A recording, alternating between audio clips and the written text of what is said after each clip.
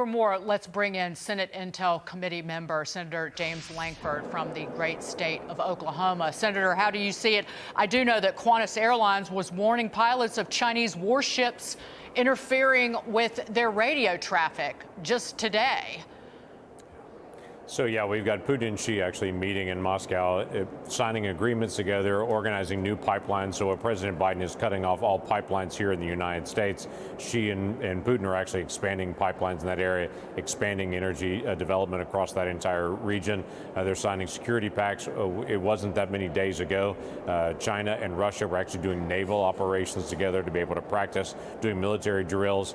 So this is a closer relationship, and the administration is saying, oh, no big deal. Of course, the administration was also saying no big deal when President Xi was actually negotiating a final deal between Iran and Saudi Arabia to bring those two together. So as Xi is expanding Chinese influence around the world, people are struggling to try to figure out what Biden's foreign policy is. You know, Senator, I want to get your take on this as well. President Biden has signed a bill declassifying intel around the origins of the COVID pandemic.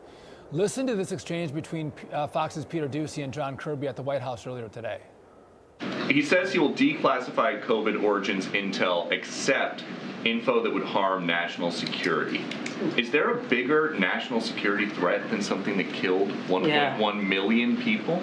Yeah. In this country? Does the White House hope that the lab leak theory is not true?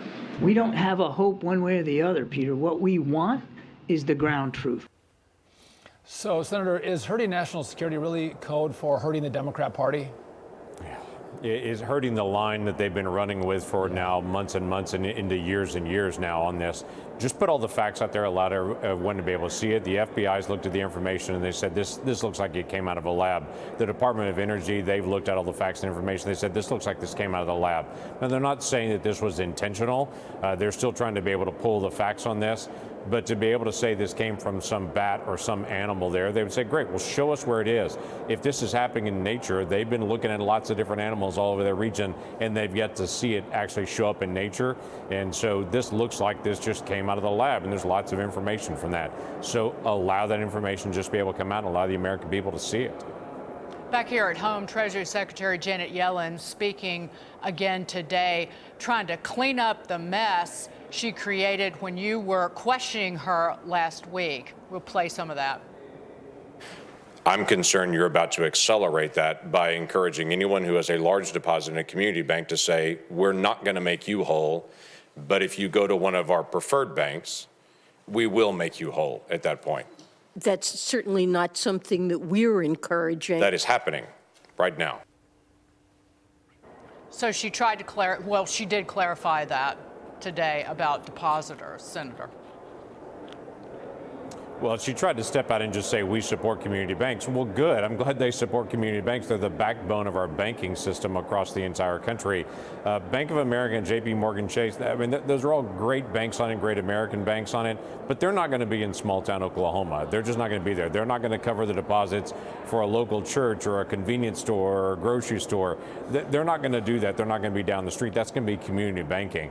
And the challenge here is if they're setting up a system where if you're friends with somebody at the FDIC and you're one of their preferred relationships that are out there in a big bank, we're going to cover all your deposits. And if we don't know you, you're just from somewhere out there in the Netherlands, we're not going to cover you. That's a terrible system for the United States. It's a terrible setup for our community banks, and it's going to destroy a lot of our community banks across the country. So all we're looking for is for them to be consistent, fair, and clear on the rules, and for them not to panic over a weekend and to say, I'm going to give special preference to people we know, and I'm not going to give special preference to people we don't, because that's going to hurt community banking long term.